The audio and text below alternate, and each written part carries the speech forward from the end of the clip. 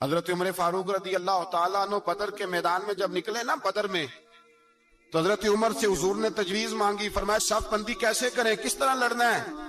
جناب عمر فاروق رضی اللہ تعالیٰ عنہ کہنے لگے حضور یہ جتنے آئے ہیں نا کافر لڑنے، یہ کسی کا کوئی چچا لگتا ہے، کسی کا کوئی ماموں لگتا ہے، کسی کا بھائی ہے، کسی کا بیٹا ہے، تو محبوبہ صف بندی کی کیا ضرورت ہے؟ جو میرے رشتہ دار ہے میرے حوالے کریں، میں گردنیں کاٹ کے آپ کو دیتا ہوں، جو ابو بکر کے رشتہ دار ہے وہ ابو بکر کے حوالے کرے، وہ گردن کاٹ کے دے، جو علی کا کچھ لگتا ہے وہ علی کے حوالے کرے۔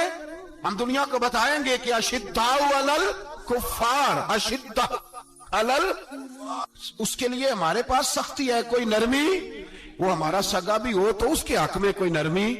حضرت عمر نے اپنے سگے ماموں کی گردن کاٹی بدر کے دن، سگے ماموں کی۔ حضرت ابو عبیدہ بن جراح، سنو، اسلام امن کا درس دیتا ہے، محبت کا درس دیتا ہے، بھائی اسلام ہی تو امن کا درس دیتا ہے، پر جڑی بوٹی کاٹنا بد امنی نہیں ہوتا، ظالم کا ہاتھ پکڑنا بد امنی، اور امن والے اور ہوتے ہیں بزدل، ان دونوں میں فرق ہوتا ہے۔ امن والا بننے کا کہا گیا ہے، بزدل بننے کا کہا۔ میرے نبی پاک نے جو بدر میں تلوار اٹھائی تھی، زرہ پہنی تھی، حضور علیہ السلام نے لوہے کی جیکٹ پہنی تھی، تو وہ بھی میرے رسول پاک نے امن کے لیے ہی پہنی تھی۔ میرے نبی پاک صلی اللہ علیہ وسلم نے احد کے دن جو ہتھیار اٹھائے تھے تو وہ بھی امن کے لیے اٹھائے تھے، وہ بھی امن کے لیے حضور نے ہتھیار اٹھایا تھا۔ ہتھیار اٹھانا بد امنی کی علامت نہیں ہوتا میرے بھائی، یاد رکھ۔ حضرت ابو عبیدہ بن جراح نے میدان بدر کے اندر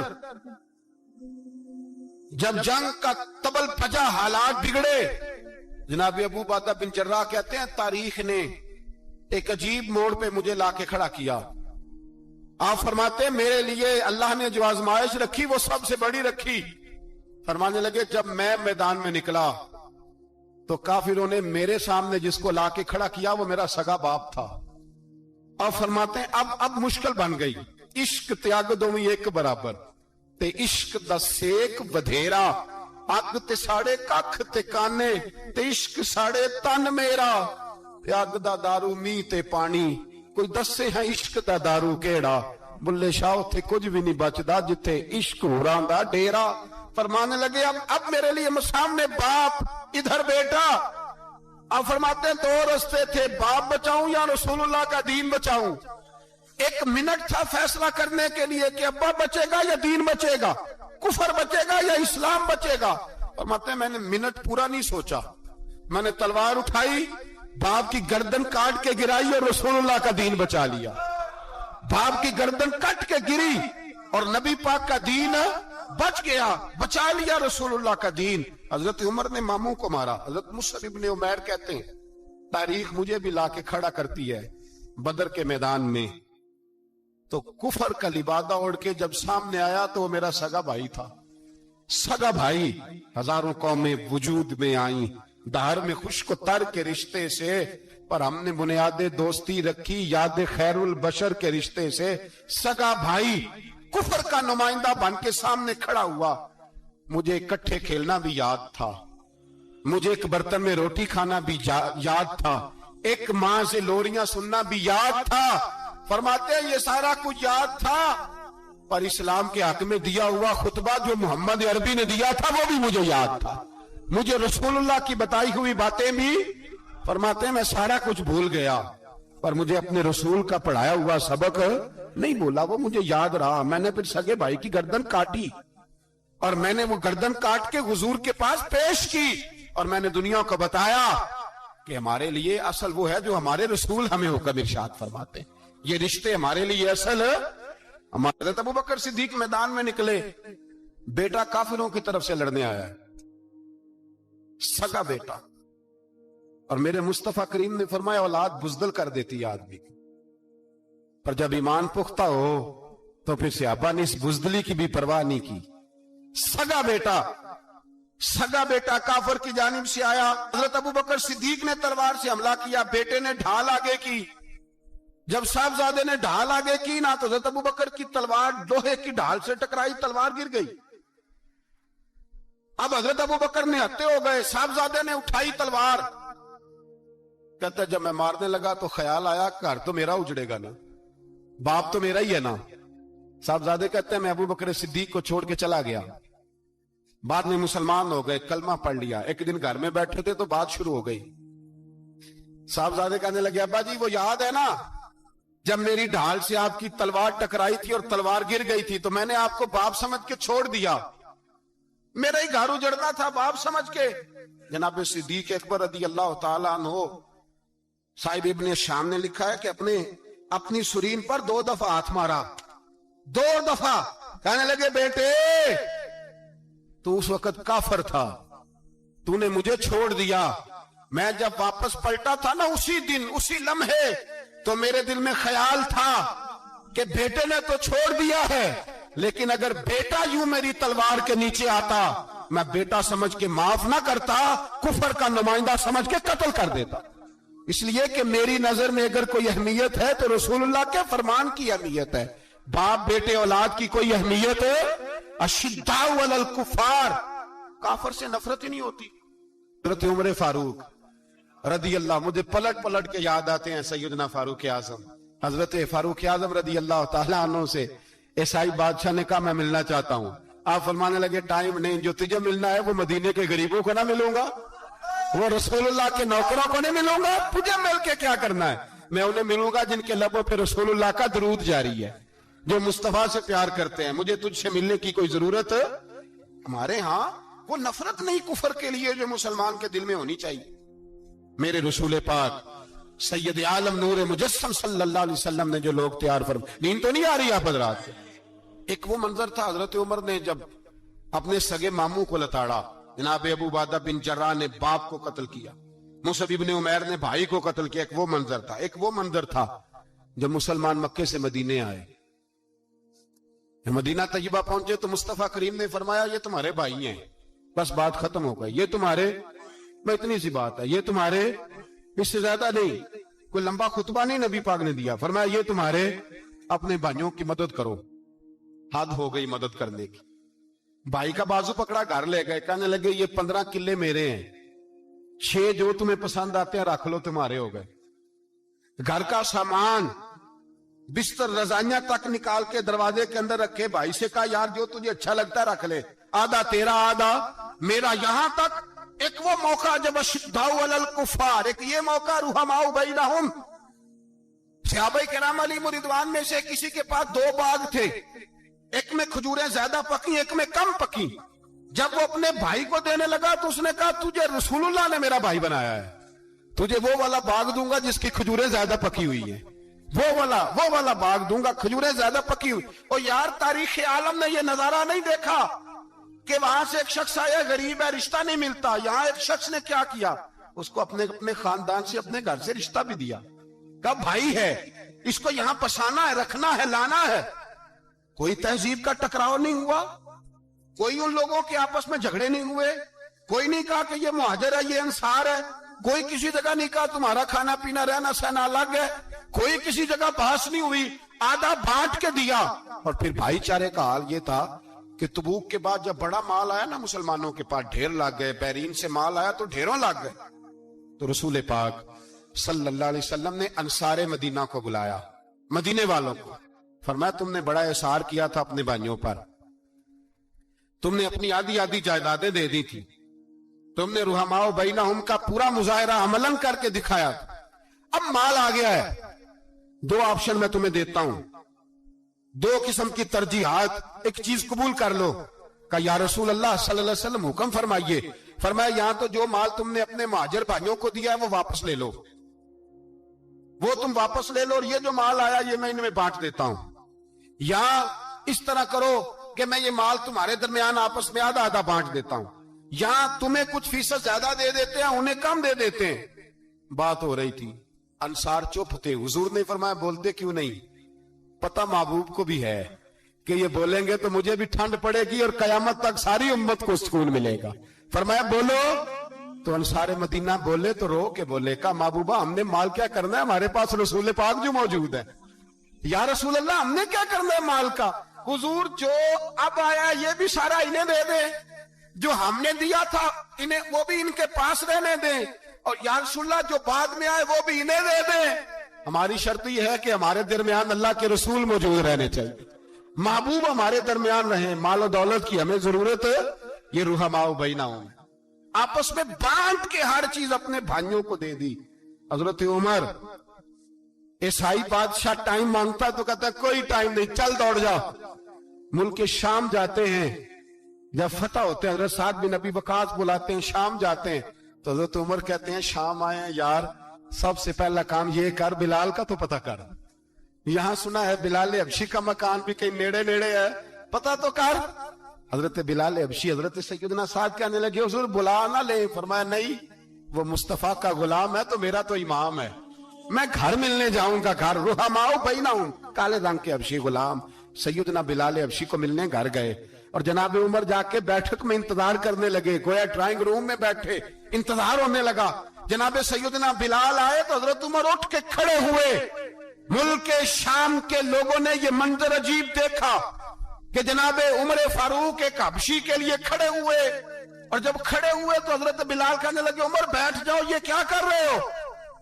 हजरत सैयदना उमर रो पड़े, कहने लगे बिलाल तो हबशी पहले था, जब से रसूलुल्लाह का गुलाम बना है सारी उम्मत का इमाम बन गया, सारी उम्मत का तो इमाम बन गया है जब से तो नबी पाक सल्लल्लाहु ताला अलैहि वसल्लम का गुलाम बन। भाई याद रखे, जब अशिद्दाउ अलल कुफार की बात थी तो अपने सगे कत्ल हो गए, और जब रुहमाउ बैनहुम की बात थी तो फिर ये नहीं देखा ये हबशी है। तवज्जो है मेरी बात पर, जाग रहे ना आप लोग, इधर देखे। फिर ये नहीं देखा कि ये हबशी है, ये रूमी है, ये कौन है, फिर ये देखा कि ये रसूलुल्लाह का गुलाम है सल्लल्लाहु। हजरत अबू बकर सिद्दीक रदी अल्लाह ताला अन्हु से किसी ने पूछा था बदर में फतह कैसे हुई। अब भी मुसलमान कहते हैं नहीं जी कैसे लड़ेंगे जी, हमें अपना बड़ा मसला है। ये कमजोर लोगों की बातें, कमजोर जो खुदा वाले होते हैं उनकी ये सोच नहीं होती। ये आरज़ुए करम और मैं आपसे करूं, ये भीख उसको जीतिए जिसका खुदा ना हो। ये कमजोर लोग हैं जो कहते हैं नहीं कैसे होगा, किस तरह होगा, जिनको पता हो कि हमारी गैबी ताकत है हमारी। हजरत अबू बकर सिद्दीक रदी अल्लाह ताला पूछा जनाब बदर में कैसे जीत गए, तलवारें ज्यादा थी, नेज़े ज्यादा थे, या आपको जासूसी ज्यादा थी, पता ज्यादा था कि यूं काबू आएंगे काफिर।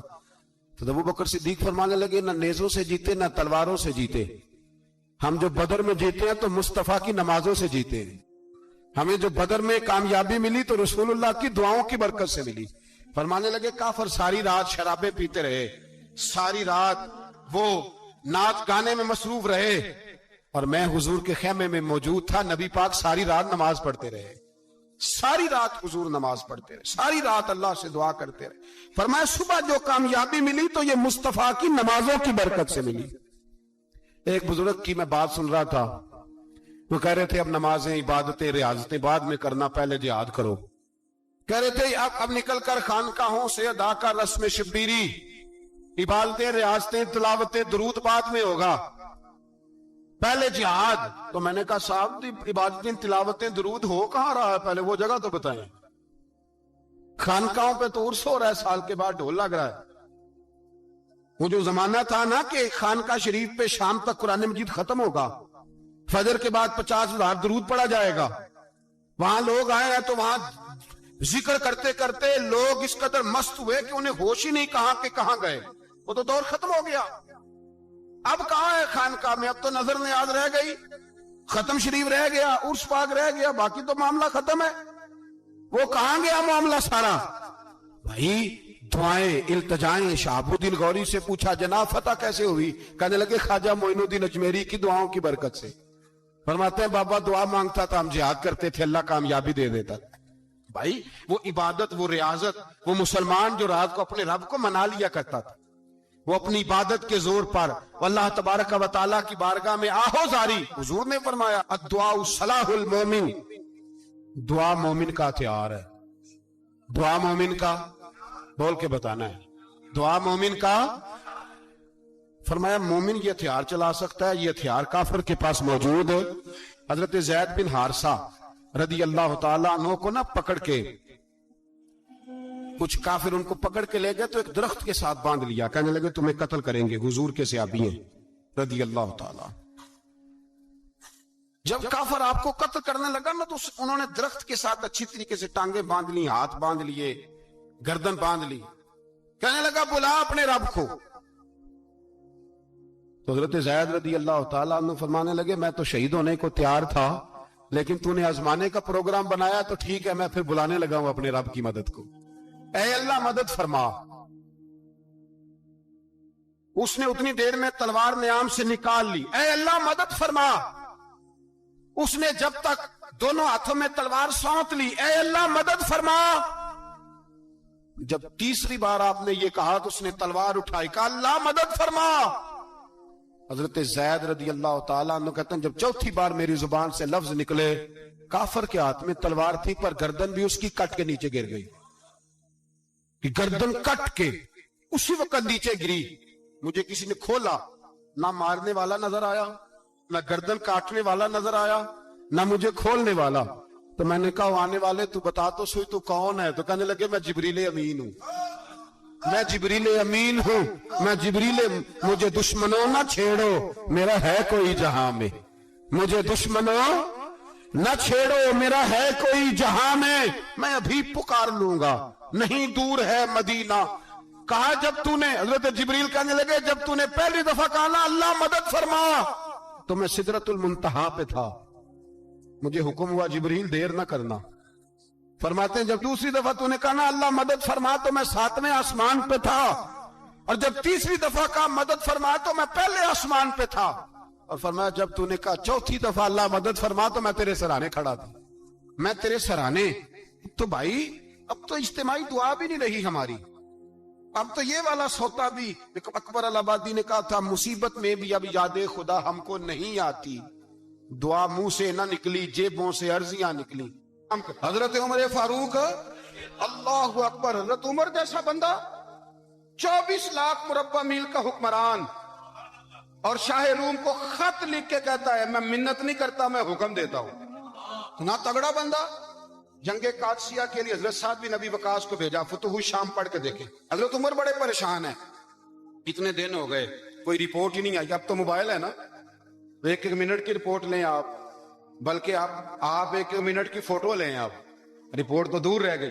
حضرت عمر فاروق رضی اللہ تعالیٰ عنہ بڑے پریشان ہیں کہ قادسیہ میں حضرت سعد بن ابی وقاص کے ساتھ لوگ جہاد کرنے گئے، رپورٹ کوئی نہیں آ رہی۔ اتنے پریشان تھے کہ باہر نکل کے نا اس رستے پہ بیٹھ جاتے جو رستہ قادسیہ کی طرف سے آتا تھا، جو بھی آتا جاتا پوچھتے جنگ کے کیا حالات ہیں۔ ادھر جب اللہ نے فتح دے دی نا تو حضرت سعد بن ابی وقاص رضی اللہ تعالیٰ عنہ نے نا ایک قاصد کو خط دے کے بھیجا، کہنے لگے عمر کے پاس جاؤ، انہیں اطلاع دو کہ الحمدللہ اللہ نے اسلام کو فتح عطا کر دی۔ یہ حضرت عمر کو جا کے دینا، وہ بڑے پریشان ہوں گے۔ وہ جو اس زمانے میں اس طرح ہوتا تھا کہ کئی دور دور سے صحابہ جو دوسرے شہروں کے ملکوں کے رہنے والے ہوتے تھے وہ بھی آ کے شامل ہو جاتے تھے جہاد میں، کوئی 1 دفعہ مدینے آیا، کوئی 2 دفعہ آیا، پھر اپنے اپنے علاقوں میں بہت سارے لوگوں نے زیادہ دفعہ حضرت عمر کو دیکھا بھی نہیں تھا۔ وہ جو قاصد خط لے کے آیا تھا نا اس نے 1 آدھ دفعہ دیکھا تھا، حضرت عمر بوڑھے ہو گئے، وہ پہچانتا نہیں تھا۔ ادھر سے وہ خط لے کے آ گیا، حضرت عمر مدینے سے باہر نکل کے اس روڈ پہ بیٹھے تھے جو قادسیہ سے آتا تھا۔ جب وہ اس آدمی کو آتے دیکھا تو حضرت عمر اٹھ کے کھڑے ہو گئے، فرمانے لگے قادسیہ سے آ رہے ہو؟ وہ کیا کہتا ہے؟ پھٹے پرانے کپڑے، ٹوٹے ہوئے جوتے، سر پہ پرانی پگڑی، کہنے لگے غلام مدینے کے رہنے والے ہو؟ حضرت عمر کہنے لگے ہاں مدینے کا ہوں۔ کہا میں قادسیہ سے آیا ہوں، الحمدللہ اللہ نے اسلام کو فتح دے دی ہے، الحمدللہ کفر کی کمر ٹوٹ گئی ہے۔ اس نے یہ بات کر کے تو گھوڑے کو ایڑی لگائی، گھوڑا دوڑنے لگا مدینے کے، حضرت عمر بھی ساتھ ساتھ دوڑ رہے، فرمانے لگے اچھا بتاؤ خالد بن ولید کا کیا حال ہے؟ تھوڑا آگے جا کے فرمانے لگے اسامہ بن زید کیسے ہے؟ وہ کہتے ٹھیک ہے۔ پھر اس نے اور گھوڑا، عمر ساتھ ساتھ دوڑ رہے ہیں، ساتھ ساتھ 24 لاکھ مربع میل کا حکمران، ایک جوتا پیر سے نکل گیا، عمر دوڑ رہے ہیں۔ آگے جا کے پوچھتے ہیں سعد بن ابی وقاص کا کیا حال ہے؟ کہ حضور وہ بھی ٹھیک ہے۔ کتنے لوگ میرے شہید ہو گئے مسلمانوں میں سے؟ کہنے لگا صحیح گنتی کا نہیں پتا، یہ لفظ ادا ہوتے ہوتے مدینے کی سرحد آ گئی۔ لوگوں نے عمر کو گھوڑے کے ساتھ دوڑتے دیکھا تو کہا امیر المومنین کیوں دوڑ رہے ہیں؟ وہ غلام چھلانگ لگا کے نیچے آیا، قدموں میں بیٹھ گیا، کہنے لگا حضور آپ نے بتایا ہی نہیں آپ امیر المومنین ہیں۔ آپ فرمانے لگے کیا بتاتا؟ میں تو اونٹ چرانے والے کا پتر ہوں، کیا بتاتا؟ وہ عمر ہوں جس نے اپنے گناہوں کا حساب دینا ہے، کیا بتاتا؟ جو سعد بن ابی وقاص کو جہاد پہ بھیج کے کچھ بزدلوں کی طرح گھر میں بیٹھا ہے، کیا بتاتا؟ کوئی حیثیت نہیں، کوئی تار، تو نے اچھا کیا تو تو مجاہد تھا، مجھے ساتھ ساتھ دوڑایا، تو نے اچھا کیا۔ جتنے لوگ تھے چیخیں مار کے رونے لگے۔ حضرت فاروق اعظم سے کہنے لگے عمر جب تک تیرے جلوے رہیں گے اللہ کامیابیاں ہی عطا فرمائے گا، جب تک تیرا رنگ رہے گا اللہ تعالیٰ نوازتا ہی رہے گا۔ کچھ نہیں کبھی اپنا آپ ظاہر ہی نہیں کیا۔ بہت بڑے تھے، بہت بڑے تھے حضرت عمر، بڑے تھے۔ حضرت ابو رافع غلام تھے، قرآن پاک بڑا سونا پڑھتے تھے۔ حضرت عمر جب بھی انہیں ملتے کہتے ابو رافع تو عمر سے اچھا ہے، قرآن بڑا شاندار پڑھتا ہے۔ تو وہ کہتے حضور اگر میں قرآن صحیح پڑھتا ہوں تو آپ کو قرآن کی تشریح زیادہ صحیح آتی ہے، آپ بھی تو مجھ سے افضل ہیں۔ تو آپ فرماتے نہیں پھر بھی تو مجھ سے افضل ہے۔ کیوں؟ اس لیے کہ تو اپنے آقا کی نوکری بھی ٹھیک کرتا ہے اور رب کی عبادت بھی ٹھیک کرتا ہے، اور مجھے خالی صرف عبادت کرنی ہوتی ہے وہ بھی ٹھیک نہیں کر پاتا۔ ساری زندگی اپنا محاسبہ، ساری زندگی اپنے گریبان میں دیکھا، ساری زندگی اپنے آپ کو پرکھا، اپنے آپ کو ٹٹولا۔ 62 سال عمر بیت گئی۔ حضرت حذیفہ بن یمان ایک صحابی تھے، میرے نبی کریم علیہ السلام نہ ان سے راز کی باتیں کرتے تھے۔ ہر بندے کا ہاضمہ ٹھیک نہیں ہوتا، سب سے راز کی بات نہیں کرنی چاہیے۔ حضرت حذیفہ بن یمان کہتے ہیں حضور راز کی باتیں بتاتے۔ مدینہ منورہ میں جو منافقین تھے ان کی لسٹ بھی نبی پاک نے حضرت حذیفہ بن یمان کو دی تھی۔ جب کوئی مشکوک آدمی مر جاتا نا تو صحابہ کہتے ہیں ہم دیکھتے اگر حضرت حذیفہ نے جنازہ پڑھا تو ہم بھی جنازہ پڑھ لیتے۔ نبی پاک نے بھی کچھ جنازے نہیں پڑھے، ترمذی میں ہے، فرمایا عثمان سے جو بغض رکھے اس کا جنازہ نہیں پڑھیں گے۔ حضرت حذیفہ بن یمان اگر جنازہ پڑھتے تو لوگ پڑھتے، وہ نہ پڑھتے تو لوگ جنازہ نہ پڑھتے۔ حضرت حذیفہ بن یمان کہتے ہیں جناب عمر فاروق کی خلافت کے آخری ایام تھے، کچھ دنوں کے بعد وہ شہید ہو گئے۔ فرماتے آدھی رات کا وقت تھا، میں گھر میں سویا تھا بڑا بے فکر، اچانک میرے دروازے پہ دستک ہوئی، میں گھبرا کے اٹھا، اتنی رات کو کون آیا؟ کہتے قربان جاؤں، دروازے پہ گیا تو امیر المومنین فاروق اعظم دروازے پہ۔ میں نے کہا عمر کوئی حکم تھا تو مجھے بلا لیتے۔ کہنے لگے میں نا امیر بن کے نہیں آیا، تیرا ویر بن کے آیا ہوں۔ امیر المومنین کی حیثیت سے سرکاری کام سے بلاتا تو وہاں بلاتا، مجھے ایک ذاتی کام پڑ گیا۔ کہتے میں نے عمر کو گھر کی اندر بلا کے چارپائی پہ بٹھایا، میں نے کہا حضور میں غریب آدمی میں کیا آپ کے کام آ سکتا ہوں؟ تو کہتے انہوں نے نا مجھے ساتھ بٹھا لیا، پھر میرا ہاتھ پکڑ لیا، کہنے لگے تو عمر کو جانتا ہے؟ عمر جھوٹ نہیں بولتا، تو جانتا ہے عمر وعدوں کا پکا ہے؟ کہا حضور جانتا ہوں۔ کہا میں اس وقت آیا ہوں جب دیکھ بھی کوئی نہیں رہا۔ حضرت حذیفہ بن یمان کہتے ہیں پریشان ہو گیا، حضور پہیلیاں نہ بجھوائیں، مہربانی کر بتائیں کدھر آئے ہیں؟ حضرت عمر فاروق فرمانے لگے 62 سال کا ہو گیا ہوں، 63 میں چل رہا ہے، داڑھی سفید ہو گئی ہے، پھل پک گیا، اٹھ فریدہ ستیا، داڑھی آ گئی پور، اگا نیڑے آ گئی، پیچھا رہ گئی دور، اپنا اب قبر اشر کا معاملہ صاف نظر آنے لگا ہے۔ کہا حضور مجھ سے کیا چاہتے ہیں؟ حضرت عمر رو پڑے، کہنے لگے آج میں عشاء کے بعد نکلا ہوں تو نبی پاک کے صحابہ مجھے نیک کہہ رہے تھے، پھر میں نے بچوں کی ماں سے اور بچوں سے بھی پوچھا ہے، وہ بھی مجھ سے راضی ہیں۔ اور حذیفہ تیرے ساتھ نبی پاک راز کی باتیں کرتے تھے، سچ بتا کہیں عمر کا نام منافقوں میں شامل تو نہیں؟ سچ بتا ان منافقین میں تو شامل نہیں، کہیں اوپر اوپر سے تو نہیں سارا کچھ؟ حضرت حذیفہ بن یمان کہتے ہیں میں باپ کے مرنے پہ اتنا نہیں رویا جتنا عمر کے سوال پہ رویا۔ میں قدموں میں بیٹھ گیا، میں نے کہا نہیں عمر یہ تو میں نے نہیں سنا، لیکن یہ میں نے نبی پاک سے ضرور سنا ہے کہ میرے بعد اگر کوئی نبی ہوتا تو عمر ابن خطاب ہوتا۔ یہ میں نے اپنے کانوں سے سنا ہے کہ عمر جس گلی سے گزرے شیطان رستہ بدل جاتا ہے۔ یہ میں نے اپنے کانوں سے سنا ہے کہ 950 سال حضرت جبریل جناب عمر کی شان بیان کریں تو پھر بھی بیان نہیں ہو سکتا۔ یہ میں نے ضرور سنا۔ دوستو ساری زندگی حضرت عمر نے اگر دوسروں کا محاسبہ کیا تو اپنا اور اپنے بچوں کا بھی کڑا خیال رکھا، اپنی ذات پر بڑی توجہ دی۔ جو لوگ اپنا بھول جاتے نا، ہمیں اپنی صحت کا بڑا خیال ہے لیکن اپنی روحانی زندگی کا کوئی خیال نہیں ہے۔ حضرت عمر فاروق رضی اللہ تعالیٰ عنہ نا باہر والوں کا بھی بڑا سخت حساب کرتے تھے۔ بڑا ایک گورنر صاحب نے لباس بڑا شاندار پہننا شروع کر دیا تھا تو حضرت عمر نے اتروا کے نا تو انہیں ٹاٹ کا لباس پہنا کے تو اونٹ چرانے کی ڈیوٹی دے دی۔ اتنا سخت احتساب کرتے۔ کسائی کی دکان پر بھی 1-2 گھنٹے کھڑے ہوتے تھے۔ جو آدمی مسلسل 2 دن گوشت خریدتا تھا نا، فرماتے تھے اس کا ٹیکس بڑھا دو، لوگوں کو دال نہیں مل رہی اور یہ روز گوشت کھاتا ہے. حضرت فاروق اعظم اس کو جزیہ کہا جاتا تھا یا کچھ اور معاملات ہوتے تو بڑھا دیتے تھے. مسلسل جو 2 دن آدمی گوشت کھاتا تھا فرماتے تھے مدینے میں غربت ہے, اگر یہ والا نظام تم کرو گے تو غریب لوگ کس کی طرف دیکھیں گے. لیکن اس سے زیادہ بڑھ کر جو ان کی زندگی کا معیار اور سٹیٹس تھا وہ یہ تھا کہ اپنے گھر کا خاص خیال رکھتے, خاص توجہ کرتے. ملک شام سے اور ایران سے کچھ لوگ آپ کی خدمت میں آئے تو وہاں سے کچھ کنیزیں بھی آئیں, ان کے بادشاہ کا پیغام لے کے. شاہ ایران کی کنیز کو ملکہ نے کہا کہ نہ حضرت عمر کی زوجہ کو دیکھ کے آنا ذرا کس طرح کی. ہمارے ملک میں کیا کہتے ہیں, خاتون اول, باقی سارے دوؤں میں خاتون اول. ذرا خاتون اول کو دیکھ کے آنا. تو وہ جب آئی نا گھر میں ملنے تو کہا کہ مجھے میری ملکہ نے کہا تھا کہ عمر کی زوجہ سے اہلیہ سے ملاقات کر کے آنا. تو حضرت عمر کی اہلیہ نے نا ایک جوڑا کپڑوں کا دے دیا ملکہ کے لیے اور ایک خوشبو کی شیشی دے دی. اب جب وہ تحفے وہاں گئے تو اس ملکہ نے نا کچھ سونے کا سامان بھیجا, کچھ زیورات بھیجے, کچھ تحائف بھیجے. جب حضرت عمر کے گھر آئے نا وہ خادم لے کے آیا, اس نے کہا جی آپ کی اہلیہ نے تحفے بھیجے تھے. تو جواب میں شاہ ایران کی بیوی نے, یہاں جس ملک کا وہ سفیر تھا انہوں نے بھی یہ بھیجے. تو حضرت عمر فاروق نا وہ تحفے لے کے گھر گئے تو جا کے کہنے لگے اپنی اہلیہ سے, یہ تو کب سے تحفے تحائف بھیجنے لگ گئی ہے, یہ کب سے نظام شروع ہو گیا؟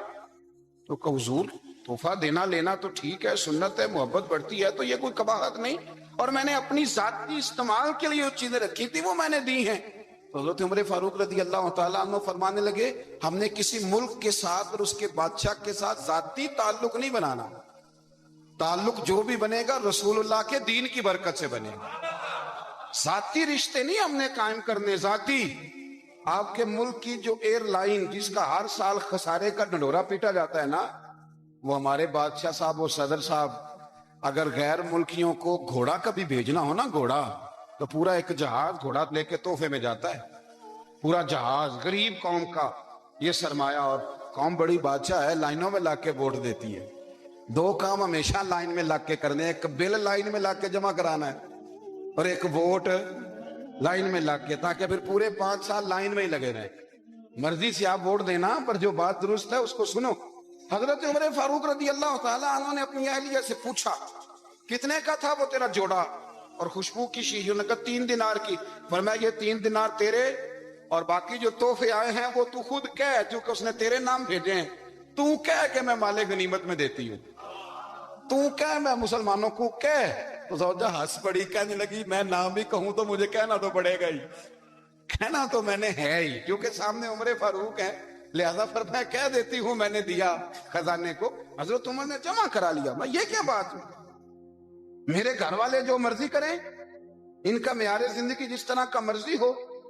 اور حضرت عمر ایک جملہ کہا کرتے تھے, اللہ کرے کہ یہ باتیں اس دور حاضر میں ہماری سمجھ میں آئیں. حضرت عمر فاروق رضی اللہ تعالیٰ عنہ اپنے بچوں کو فرمایا کرتے تھے کہ بہت آدمی کو بھوک لگی ہو نا, اور پھر اس کی پسند کا کھانا پکا ہو, جتنے شوق سے وہ اس کھانے کو دیکھتا ہے نا, فرمایا اس طرح پوری قوم اپنے بادشاہوں کے خاندان کو دیکھتی ہے, اس تیزی کے ساتھ دیکھتے ہیں کہ ان کے گھر میں کیا ہو رہا, ان کا معیار زندگی کیا ہے, ان کا سٹیٹس کیا ہے.